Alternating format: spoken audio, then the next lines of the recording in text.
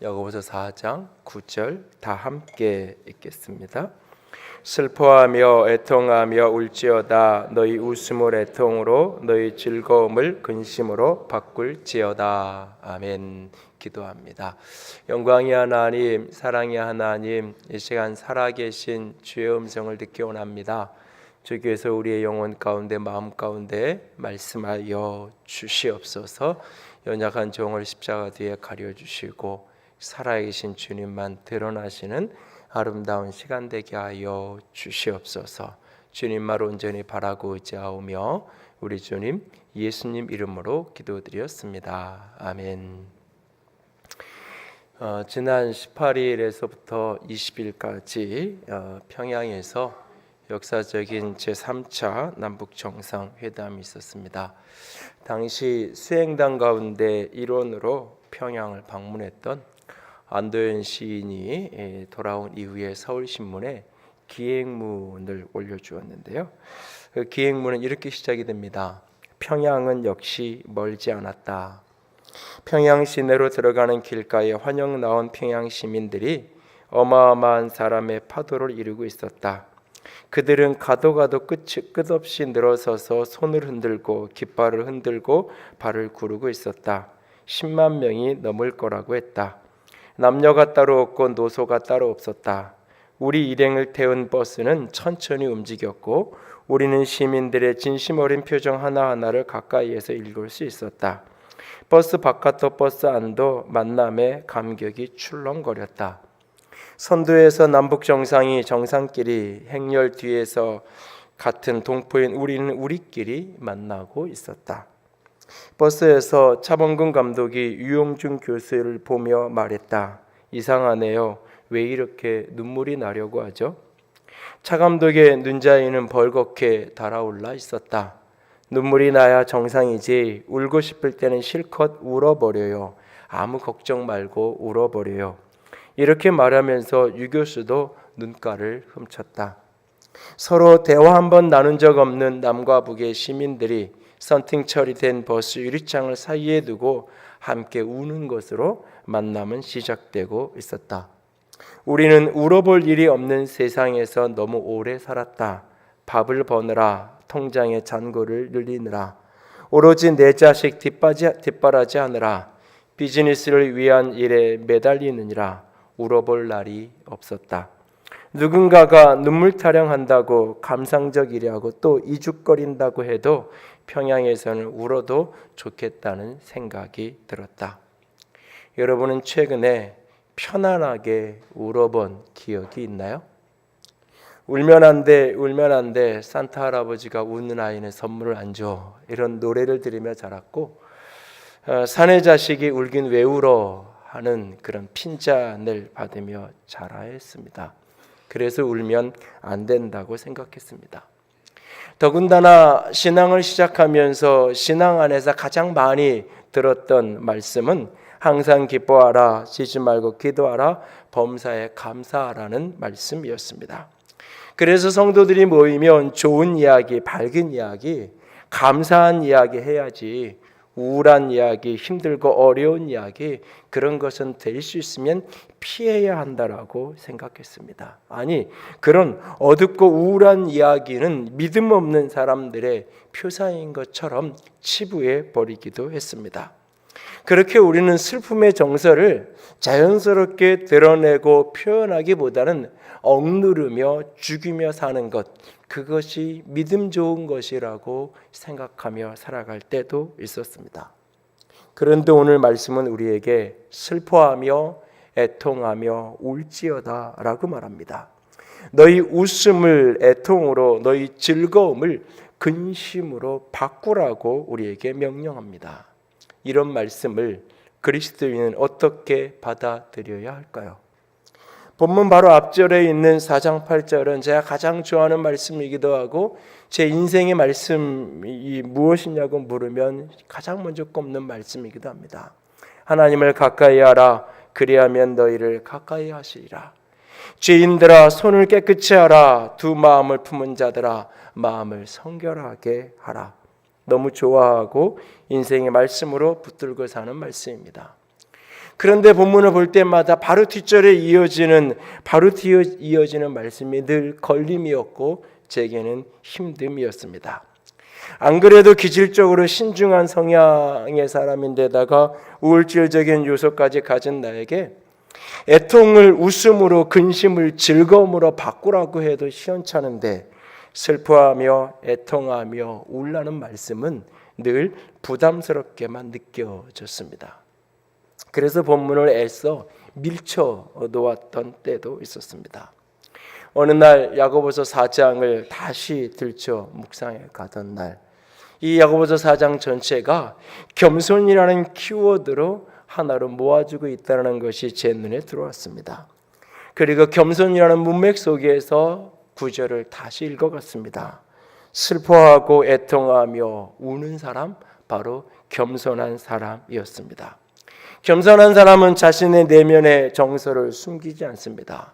겸손한 사람은 자신의 약함과 자신의 아픔을 드러내는 눈물을 부끄러워하지 않습니다. 겸손한 사람은 슬프고 근심된 그 감정을 애써 속이려고 애쓰지 않습니다. 흔들리는 자기 마음을, 흔들리는 자기 내면을 그대로 주님의 보좌 앞에 가지고 나아가는 사람, 바로 그 사람이 겸손한 사람이었습니다. 그리고 그 겸손의 자리로 하나님의 은혜는 흘러가고 이내 그 슬픔은, 그 근심은 기쁨과 즐거움의 환희로 바뀌어지는 것을 보게 됩니다. 정서적으로 건강한 영혼, 그 사람은 여러 측면을 이야기할 수 있겠지만 그 중에 하나는 슬픔을 성장의 에너지로 바꾸어가는 사람입니다.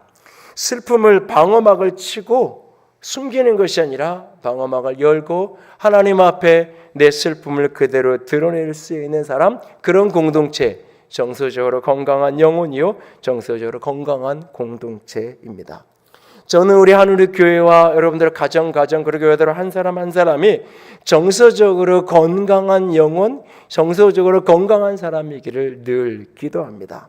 정서적으로 건강한 성도, 정서적으로 건강한 공동체, 그런 공동체의 특징 가운데 하나는 슬픔의 정서, 슬픔의 감정을 자연스럽게 드러낼 수 있고 그것을 함께 나눔 속에서 치유하고 회복해가는 공동체요, 그런 영혼입니다.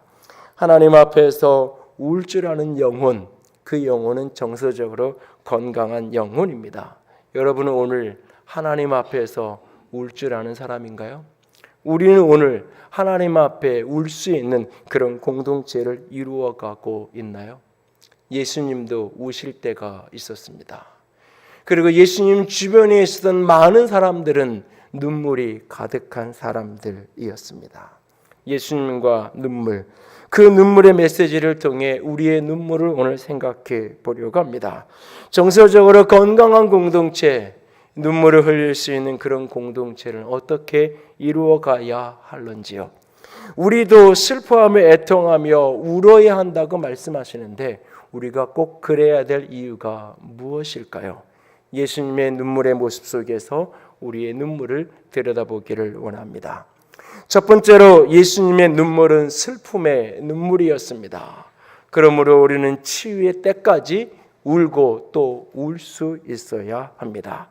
슬픔의 눈물이 치유의 눈물이 되어 흐르는 그날까지 내 슬픔을 그대로 주 앞에 울고 또 울며 쏟아낼 줄 아는 저와 여러분이 될 수 있기를 원합니다.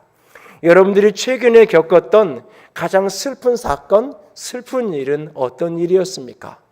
그 일을 겪었던 그 순간, 그날에 여러분 어떻게 정서적인 반응을 하셨나요?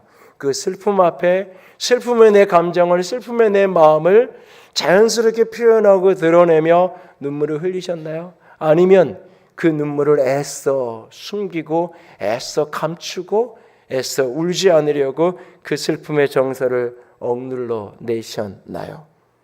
자신과 타인의 고통 앞에, 자신과 타인의 죄와 어두움 앞에 울 수 있다는 것, 그것은 건강한 사람의 모습이요, 지극히 숭고하고 지극히 자연스러운 반응입니다.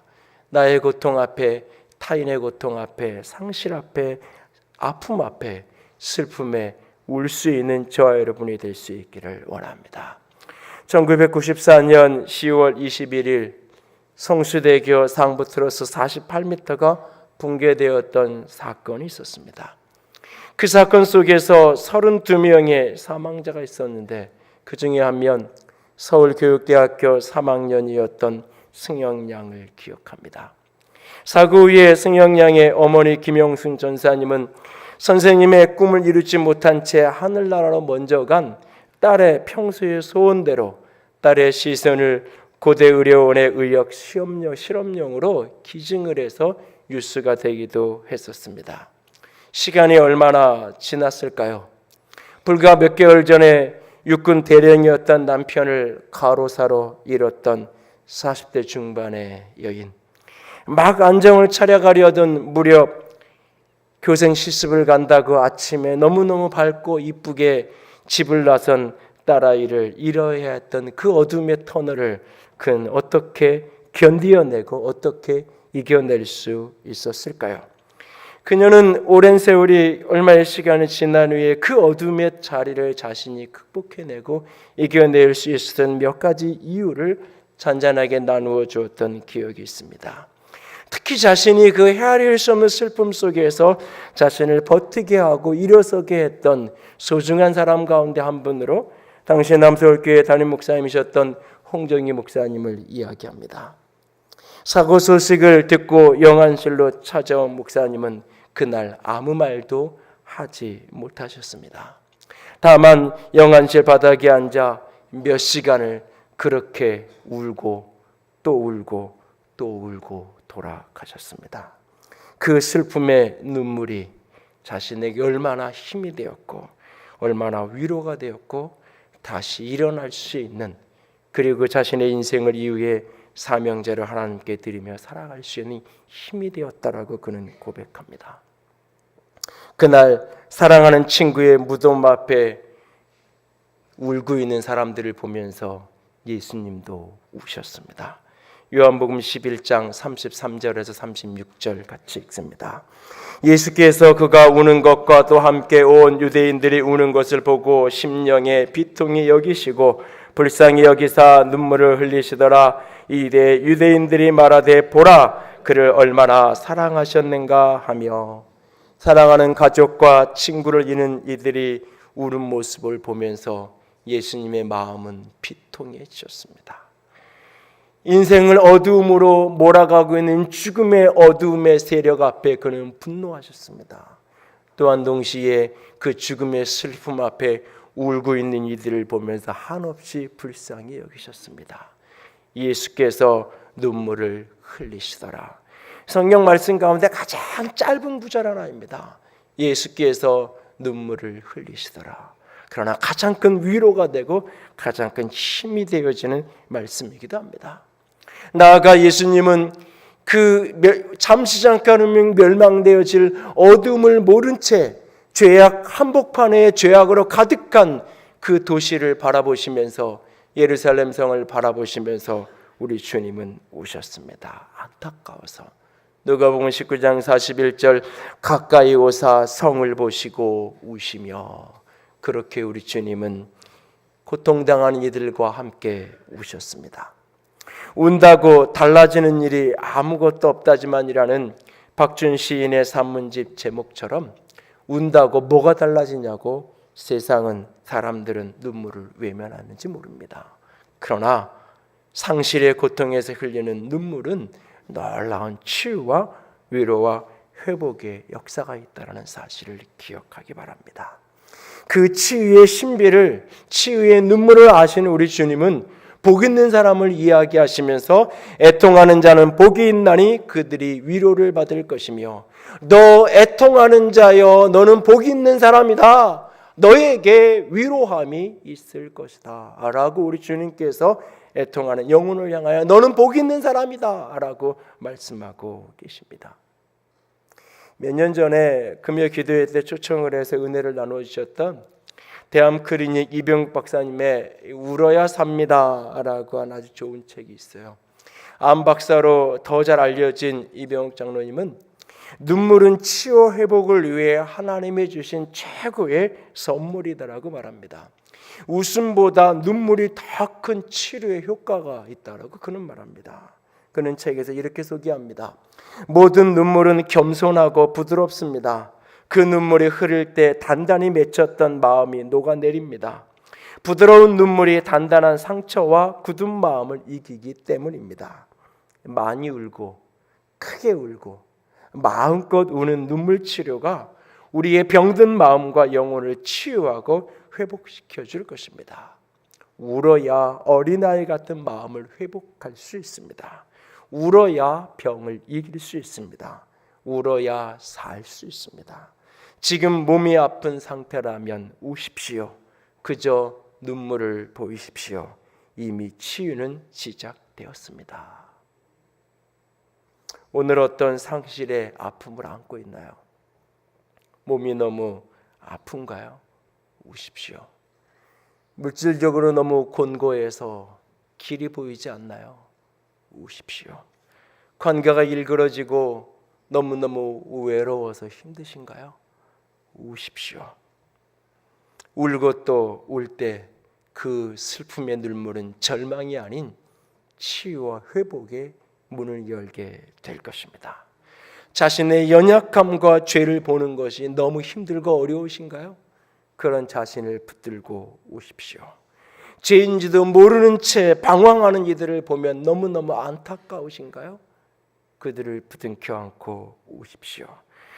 상실의 깊은 아픔 가운데 울고 또 울고 있는 가족이나 친구가 계신다면 그의 눈물을 너무 일찍 멈추게 하려고 애쓰지 마십시오. 그저 옆에 앉아 함께 울 수 있는 저 여러분이 될 수 있기를 원합니다. 그 눈물이 치유를 가져올 것입니다. 우리 주님은 그렇게 슬픔의 눈물을 흘리셨습니다. 죽음의 어두움 앞에 죄악의 어둠에 있는 그 땅과 그 사람을 바라보시면서, 그리고 그 눈물은, 우리 주님의 슬픔의 눈물은 치유의 눈물이 되어 그 땅을 회복했던 것을 잊지 않기를 원합니다. 오늘 어떤 상실의 슬픔과 고통이 있나요? 울고 또 오십시오. 두 번째로 예수님의 눈물은 간구의 눈물이었습니다. 응답의 때까지 부르짖고 또 부르짖으십시오. 여러분 가운데 오늘 눈물로 기도해 본 기억이 언제인가요? 누군가를 위해서 눈물을 쏟으며 기도해 본 기억이 언제인가요? 아니, 요즘 여러분으로 하여금 누군가 때문에 또는 어떤 문제 때문에 눈물로 기도할 수밖에 없게 만드는 그 무엇이 있다면 그것은 무엇인가요? 예수님은 그날 심한 통곡과 눈물로 간구와 소원을 올려드렸다고 말합니다. 히브리서 5장 7절 다 같이 읽습니다. 그는 육체에 계실 때에 자기를 죽음에서 능히 구원하실 이에게 심한 통곡과 눈물로 간구와 소원을 올렸고 그의 경건하심으로 말미암아 들으심을 얻었느니라. 십자가를 앞에 든 그 밤 예수님은 너무 고민이 되고 슬프고 힘들었어요. 그 밤에 예수님의 모습을 마태복음 26장 37절과 38절 이렇게 기록해 주고 있습니다. 베드로와 세베대의 두 아들을 데리고 가실새 고민하고 슬퍼하사 이에 말씀하시되 내 마음이 매우 고민하여 죽게 되었으니, 십자가를 앞둔 그의 마음은 너무 고민이 되고 슬펐습니다. 그 마음을 감추지 않고 그는 사랑하는 제자에게, 베드로와 야고보와 요한에게 내 안에 슬픔이 있다라고 자신의 슬픔을 그대로 드러내십니다. 그러나 거기에서 끝나지 않아요. 그 슬픔의 눈물로 그의 눈물은 끝나지 않아요. 그의 슬픔의 눈물은 슬픔을 넘어 간구의 재료가 되었던 것을 보게 됩니다. 그는 슬픔의 눈물을 간구의 눈물로 삼았습니다. 그래서 마태복음 26장 38절 39절을 보면 너희는 여기에 머물러 나와 함께 깨어있으라 하시고는 조금 나아가 얼굴을 땅에 대시고 엎드려 기도하여 얼굴을 땅에 대시고 엎드려 기도하셨어요. 따라 땀방울이 떨어지는 핏방울이 되어질 정도로 그는 그렇게 기도하셨다라고 말씀하고 계세요. 육체로 계시는 그날 자신을 죽음에서 구원해 주실 그 하늘아버지를 향하여서 그 죽음의 어두움 앞에, 그 슬픔 앞에, 그 고민 앞에, 그 공포 앞에 그는 슬퍼하는 것으로 끝나지 않고 심한 통곡과 눈물로 간구와 소원을 올려드렸습니다. 그런데 우리가 잘 알고 있죠. 바로 그 기도의 현장에 있었던 또 다른 사람들, 예수님의 마음이 얼마나 슬프고 얼마나 고민되는지 그 이야기를 분명히 드렸던 그 어떤 사람들, 베드로와 야고보와 요한과 그 제자들. 근데 그들은 어떻게 하고 있었어요? 잠들어 있었어요. 그들은 왜 잠들 수밖에 없었을까요? 마태복음과 마가복음, 마태복음 26장과 마가복음 14장을 바로 그 겟세마네에서 기도하는 그 장면을 보면 성경은 이렇게 말해요. 그들이 피곤했다고 말해요. 피곤해서 잠들어 있었다. 그런 구절을 보면 위로가 되시죠. 예. 내일 아침에 알람을 맞춰놨는데 못 들어도 위로를 받으시기 바랍니다. 아, 내가 너무 피곤해서 그래. 근데 누가복음 22장 45절에 가면 같은 장면을 묘사하는데 성경이 이렇게 기록하고 있어요. 제자들이 잠들었는데 왜 잠들었느냐? 슬픔을 인하여 잠든 것을 보시고 슬픔을 인하여 잠들었다라고 말하고 있어요. 슬픔이 어떤 사람에게는 기도의 통로가 되기도 하지만 어떤 사람에게는 깊은 잠에 빠지게 만들어요. 절망 속에 더 이상 어떤 소망도 없고 희망도 없을 때 잠들고 싶은 거예요. 잠이라도 자야 슬퍼하지 않을 수 있으니까. 잠이라도 자야 이 고통을 잊을 수 있을 테니까. 그래서 잠들고 싶은 거죠.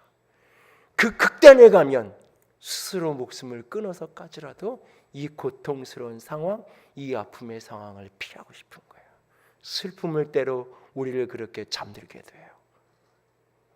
그런데 그날 그 슬픔의 날 우리 주님은 잠드신 것이 아니라 깨어 심한 통곡과 눈물로 기도하며 부르짖으셨어요. 그리고 그의 기도는 하나님께 응답이 되었어요.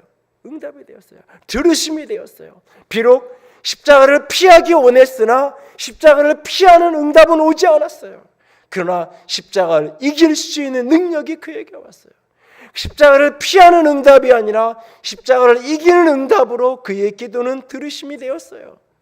죽음의 사선을, 죽음의 강을 피할 수는 없었지만 죽음의 강을 건너 부활의 영광에 이르는 응답으로 그는 그렇게 응답을 받으실 수 있었어요. 오늘 여러분의 슬픔이, 우리의 슬픔의 눈물로만 끝난다면 그것은 그리스도 바깥에서도 가능해요. 그것은 예수 없이도 가능해요. 슬픔의, 특별히 눈물의 치유의 효과는 비록 신앙이 아니어도 일반 심리학이든 상담학이든 어디든지 많은 데이터들이 보고되고 있어요. 그래서 많은 분들이 웃음 치료의 효과보다 눈물 치료가 3배 이상의 치유의 효과가 있다. 대체의학이나 대안치료를 이야기하는 많은 분들이 그런 이야기를 하세요. 슬픔의 날, 슬픔으로 우는 것이 전부라면 그리스도 바깥에서도 가능해요. 슬픔은 우리의 슬픔의 눈물은 우리의 상처와 아픔을 씻어내고 치유해요. 그러나 이것이 간구의 눈물이 될 때 이것은 우리의 미래를 열어가요. 내 과거를 치유하고 내 과거를 씻는 것으로 끝나는 것이 아니라 내 미래를 열어가는 축복의 문이 열어지게 하는 것. 그 슬픔 속에 슬픔의 눈물을 간구의 눈물로 바꿀 때 그 간구가 하나님의 응답 속에서 내 인생의 문을 열어줄 것입니다. 오늘 슬픔의 눈물로 끝내지 말고 슬픔에 울 수밖에 없는 그 자리를 간구의 눈물로 바꿔갈 수 있기를 원합니다. 그날 그 밤에 그렇게 우리 주님께서 깊은 통곡 속에서 눈물 속에서 하나님께 간구와 소원을 올려드렸어요. 그리고 하나님의 응답하심을 받았어요. 십자가를 피할 수 없었지만 십자가를 이길 수 있는 능력을 덧입었어요. 그리고 그 밤을 지나 그는 당당하게 십자가를 지고 골고다 언덕을 오르시고 있어요. 육체는 지치고 육체는 깨어졌지만 그럼에도 불구하고 그는 요동하지 않는 당당함으로 그 십자가의 길을 걸어가고 있어요. 그 십자가를 걷는 그 길에 따라오던 수많은 무리들이 있었어요. 나사로의 무덤 앞에서 우셨던 예수님처럼 고통받아하는 예수님을 바라보면서 울고 있는 수많은 여인들이 그 길을 따라오고 있었어요. 더 이상 예수님이 십자가를 지고 갈 기력이 없어 자꾸 쓰러지니까 구레네 사람 시몬에게 강제로 억지로 십자가를 지우고 예수님은 채찍에 맞은 그 피 흘리는 그 육체로 휘청거리면서 그렇게 그 십자가를 함께 골고다로 언덕을 오르고 있는 그 예수님을 바라보면서 울고 있는 수많은 여인들이 있었어요. 누가복음 23장 27절 28절 같이 읽습니다. 또 백성과 및 그를 위하여 가슴을 치며 슬피 우는 여자의 큰 무리가 따라오는지라. 예수께서 돌이켜 그들을 향하여 이르시되 예루살렘의 딸들아 나를 위하여 울지 말고 너희와 너희 자녀를 위해 울라. 지금 예수님을 위하여 슬픔의 눈물을 흘리고 있는 그들을 향하여 주님은 말씀하십니다. 나를 위해 울지 말고 너와 내 자녀를 위해 울라. 이제는 슬픔의 눈물을 거두고 간구의 눈물을 쏟으라. 우리 주님께서는 지금 그렇게 그들에게 말씀하고 계신 것입니다. 오늘 어떤 슬픔의 자리에 있나요? 그 슬픔의 자리를 기도의 자리로 삼을 수 있기를 원합니다. 슬픔의 눈물을 간구의 눈물로 바꾸어 가고 있습니까? 우리와 우리의 자녀들을 위해서 진정 울고 있나요? 우리의 기도는 눈물의 골짜기를 지나가고 있나요? 작가이면서 음악치료사인 정신신 선생님이 최근 그러면 기도하지 말까라는 제목의 한 칼럼을 썼어요. 어느 교회에서 있었던 어머니 기도회의 초청 강사로 초청되었던 그날의 깨달음을 그는 이렇게 써내려갑니다. 얼마 전 역시 어느 어머니 기도회에 초청을 받아갔다. 은밀한 우월감은 부드러운 말투와 겸손한 태도로 잘 포장되어 강단에 섰다. 강의를 마치고 내려와 이어지는 기도회에 앉아있게 되었다. 입시의 계절이 다가오고 있으니 고3 수험생 엄마들의 기도가 절절하다는 것을 느낄 수 있었다. 와글와글 엉엉 엄마들의 통성 기도에 둘러싸여 섬처럼 앉아있다. 혼자 뒤통수를 맞는 경험을 했다. 그 소리들이 나를 벌거벗기는 것 같았다. 아이가 고3인데 수능을 코앞에 두고 있는데 시험 잘 보게 해달라는 기도가 뭐 그리 잘못이라고. 잘 되라는 기도, 복을 구하는 기도가 뭐 그리 잘못이라고. 그러면 기도하지 말까? 내 안에 내가 고상 떠는 내게 말했다. 눈물 콧물로 얼룩지는 어머니들의 얼굴 옆에서 풀 메이크업을 하고 있는 대면대면한 내 얼굴이 한없이 민망했다. 기복적인 기도라고, 욕망에 찬 기도라고 함부로 발로 차지 마라. 너는 그리 뜨겁게 기도해 본 적이 언제더냐? 내 마음이 연탄재처럼 나뒹굴었다. 누가 누구의 기도를 함부로 평가하고 줄을 세울 수 있단 말인가? 실은 기도회가 시작되기 전 강의 중에 엄마들의 눈을 보았다. 우리 엄마의 기도가 내가 꽃길을 걸은 것은 아니지만 엄마의 기도는 엄마의 가시밭길을 건너는 힘이었을 것이라고 말했을 때였다.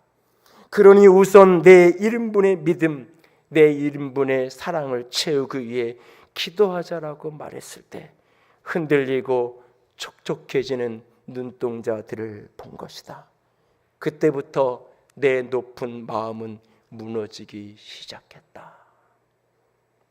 여러분, 정말 뜨겁게 기도해 본 적이 언제인가요? 정말 중심으로 쏟아내며 그렇게 뜨겁게 기도해 본 기억이 언제인가요? 너희와 너희 자녀를 위해 울라고 하시는 주님의 말씀 앞에 우리의 슬픔의 눈물을 간구의 눈물로 삼을 수 있기를 원합니다. 그 슬픔이 치유받는 것을 넘어서서 우리의 인생의 문이 열려지는 은혜가 있기를 원합니다. 슬픔의 눈물이 강구의 눈물로 삼아질 때 하나님의 응답의 열매가 우리 인생에 맺어지게 될 것입니다. 울부짖고 또 울부짖으십시오. 세 번째로 예수님의 눈물은 임재의 눈물입니다. 그 임재의 영광의 순간까지 흘리고 또 흘려져야 합니다. 죄 많은 한 여인이 예수님 곁에 섰던 모습을 지난달에 나누었던 기억이 있습니다. 그 죄 많은 여인이 예수님 앞에 섰을 때 흐르는 눈물을 주체할 수가 없었습니다. 그 흐르는 눈물이 얼마나 흘렀는지 예수님의 발을 다 적실 만큼 그 눈물은 흐르고 또 흘렀습니다. 누가복음 7장 38절입니다. 예수의 뒤로 그의 발 곁에 서서 울며 눈물로 그 발을 적시고 자기 머리털로 닦고 그 발에 입 맞추고 향유를 부으니 서서 울며 눈물로 그 발을 적시고 있는 것을 보게 되어집니다. 예수님 가까이 가실 때, 예수님 곁에 섰을 때 헤아릴 수 없는 감격에, 헤아릴 수 없는 사랑에, 헤아릴 수 없는 은혜의 눈물이, 슬픔의 눈물을 넘어선 심한 통곡으로 간구하는 간구의 눈물을 넘어선 헤아릴 수 없는 은혜의 눈물이 그의 보좌 앞에서, 그의 앞에 섰을 때 흐르고 또 흐르고 있는 것입니다. 하나님을 가까이 하라, 그리하면 너희를 가까이 하리라 말씀하시면서 우리에게 슬퍼하고 애통하며 울지어라고 말씀하신 이유가 혹 이것 때문은 아닐까요?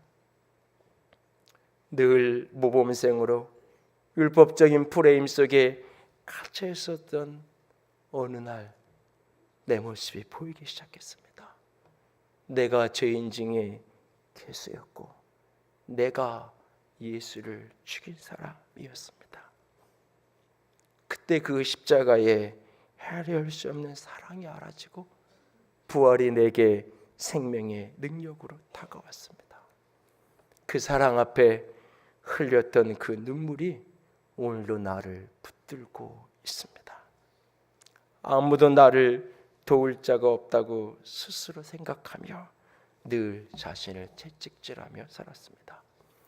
잠시 잠깐 쉬는 것도, 여행을 떠나는 것조차도 내게는 사치라고 여겼어요. 지금도 월요일이면 이유 없이 교회를 한번 왔다 가라도 가야 마음이 편해요. 작은 소리에도 예민해서 잠을 깨웠고 어깨는 늘 단단하게 굳어 있었어요. 그런 내게 주님은 은혜로 다가오셨어요. 내 짐을 내려놓으라고. 내가 지우지 않은 짐까지 너 혼자 치려고 발버둥 치지 말라고. 네 교회가 아닌 내 교회라고. 내 양이 아닌 나의 양이라고. 내가 치고 갈 거라고. 너는 그냥 따라오기만 하면 된다고. 그렇게 주님이 내 영혼을, 내 마음을, 내 몸을 당신의 임재로 덮으실 때 뜨겁게 그날 흘렸던 그 눈물이 오늘도 나를 서 있게 하고 오늘도 나를 이 자리를 견뎌내게 합니다. 여러분은 주님의 임재 앞에 눈물을 흘려본 적이 있나요? 그 십자가가 알아지고 깨달아져서 주님이 오늘도 내 손 붙들고 걸어가시는 것이 너무나 고마워서 내가 잠들어 있는 시간조차도 나를 위해서 일하시는 그 은혜가 깨달아져서 헤아릴 수 없는 감격의 은혜의 사랑의 눈물을 흘렸던 기억이 있나요? 혹 그 기억이 오래된 추억으로만 간직하고 계신가요? 대학 시절 어느 캠퍼스에서 했던 어떤 수련의 그 추억을 오늘도 품고 30년 이상을 버티고 계신가요? 어느 날 어떤 곳, 어느 기도원, 어느 부흥의 자리에서 뜨겁게 만났던 그 예수님, 그 추억 속에서만 가둬둔 채로 오늘을 대면대면한 채로 십자가도 주의 사랑도 주의 함께하심도 다 그러려니 그런 모습으로 오늘을 살아가고 있나요? 주 앞에 엎드려져서 주의 임재에 주의 만지심에 은혜가 부어지는 축복이 있기를 원합니다. 주의 임재가 주의 영광이 주의 성령이 내 영혼을 붙드실 때 모든 슬픔이 화관이 되어 죄를 대신하고 기쁨의 기름으로 슬픔을 대신하게 될 것이라고 선지자 이사야는 말씀하셨고 그 말씀을 예수님이 오늘도 인용하셨던 것을 기억하잖아요. 이사야서 61장 3절 함께 읽습니다. 무릇 시온에서 슬퍼하는 자에게 화관을 주어 그 죄를 대신하며 기쁨의 기름으로 그 슬픔을 대신하며 찬송의 옷으로 그 근심을 대신하시고 그들의 의의 나무 곧 여호와께서 심으신 그 영광을 나타낼지라 일컬음을 받게 하려 하심이라. 주님 앞에 슬픔의 눈물을 간구의 눈물을 쏟는 이에게 주님이 그를 만나 주셔서 그 눈물이 임재의 눈물, 영광의 눈물, 은혜의 눈물이 되게 하시고 주님께서 그 모든 것을 영광으로 바꾸어 내실 것입니다. 지구촌교회 원로 목사님이신 이동훈 목사님의 눈물이라는 시가 있습니다. 눈물은 슬픔이다. 안으로 다 사귀지 못하는 그 한스러움을 밖으로 표출하는 고통의 하소연이다. 눈물은 뼈아픈 괴로움이 만들어내는 신의 물이다. 눈물은 감동이다. 삶의 뒤안길에서 좋아하는 서프라이즈, 그 경의를 나눌 길 없는 헐떡거리는 숨결들이 만나 내 눈 호수를 적시는 가녀린 생명의 파도이다. 눈물은 기도이다. 하늘을 올려다볼 수밖에 없는 눌린 가슴들, 두 눈, 두 손에 절절한 기원의 제물을 삼아 눈의 창을 열어 울며 올리는 통곡의 제사이다. 삶의 짐이 버거운 친구들아, 말이 없어도 하늘에 계신 이가 알아들으시는 시면, 말을 대신하여 흐느낌으로 흘러내리는 고귀한 액체, 그 신성한 물을 담을 따뜻한 그릇을 준비할 때이다. 지금 정녕 눈물을 흘릴 때가 아닌가요? 가을 특별 새벽 기도를 준비하면서 어떤 주제로 어떤 마음으로 3주 동안을 기도하는 시간을 가졌으면 좋을까? 애통하며 슬퍼하며 울기 원합니다. 주의 말씀을 붙들고 우리들 각자의 인생의 슬픔을, 아픔을 붙들고 나만이 아니라 내 친구의, 내 가족의, 내 사랑하는 자의 슬픔을 붙들고 주 앞에서 울 수 있기 원합니다. 그 슬픔이 간구의 눈물의 재료가 될 수 있기를 원합니다. 그리고 그곳에 주께서 임하여 주실 것입니다. 주께서 주의 영광으로, 주의 응답으로, 주의 들으심으로 역사하여 주실 것입니다. 깨어 너희와 너희 자녀를 위하여 울라 하시는 그 말씀에 깨어있는 기도로 응답할 수 있는 저와 여러분이 될 수 있기를 주님의 이름으로 부탁을 드립니다. 함께 찬양합니다. 우리 오늘 눈물로, 고영원 형제가 이 찬양을 노래할 때 꿈꿀 수 없이 무너진 가슴, 내일로 가는 길을 찾지 못했던 사람들, 그는 이들을 자녀들이라고 말합니다. 우리의 다음 세대들이라고 말합니다. 오직 돈과 쾌락 외에는 어떤 목적도 어떤 이유도 살아가야 될 어떤 힘도 발견하지 못하는 우리의 다음 세대, 그렇게 자녀들이 나보다 좋은 세상 살았으면 좋겠다고 몸부림치며 살았는데 내가 살았던 세대보다 더 힘들고 더 눈물 많은 세상을 물려줄 수밖에 없는 시대를 살아가면서 우리가 할 수 있는, 아니 우리가 되찾아야 할 것들은 전쟁의 포화와 극단적 가난 속에서 그 잿더미 위에서 우리를 위해서 눈물로 기도했던 우리의 지난 세대들의 눈물의 기도를 다시 되찾아야 하지 않을까요? 함께 찬양하고 기도합니다.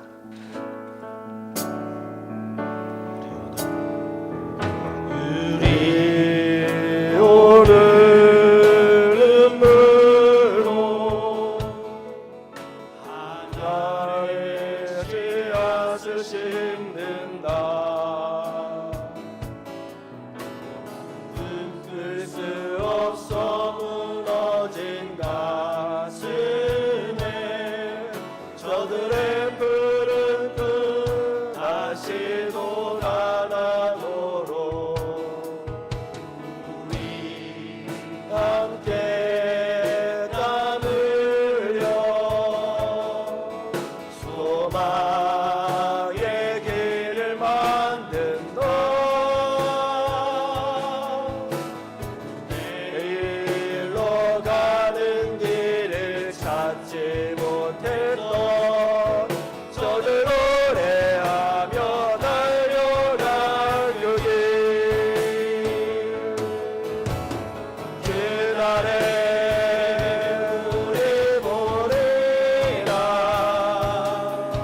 새벽 이슬 같은 저들 일어나 뜨거운 가슴 사랑의 손으로 이 땅 치유하며 행진할 때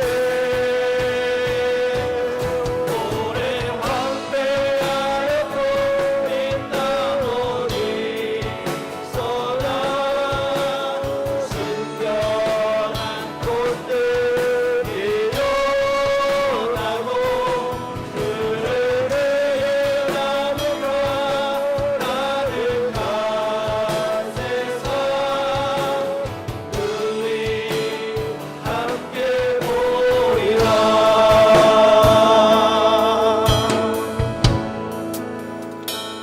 이 시간 우리 함께 기도하기 원합니다. 주님 앞에 뜨거운 눈물을 흘렸던 기억이 언제인가요? 주님 앞에 내 온 지색을 쏟아내는 눈물로 기도해 본 기억이 언제인가요? 하나님, 내 안에 잃어버린 눈물이 회복되게 하여 주시옵소서. 우리 안에 잃어버린 눈물을 되찾게 하여 주시옵소서. 같이 기도합니다. 사랑의 하나님, 영광의 하나님, 주님 나를 사랑합니다. 아버지의 영광 가운데, 아버지의 사랑 가운데, 아버지의 거룩한 가운데,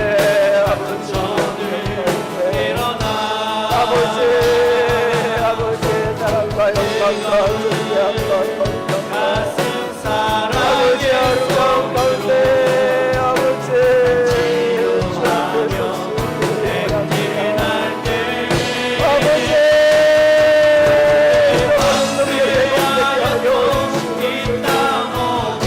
다시 눈물로 기도할 수 있는 공동체가 되게 하시옵소서.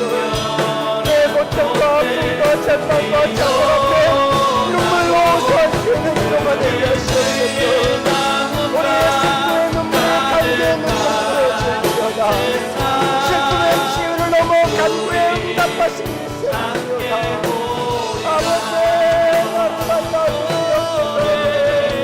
아버지 다시 만나주시옵소서. 눈물의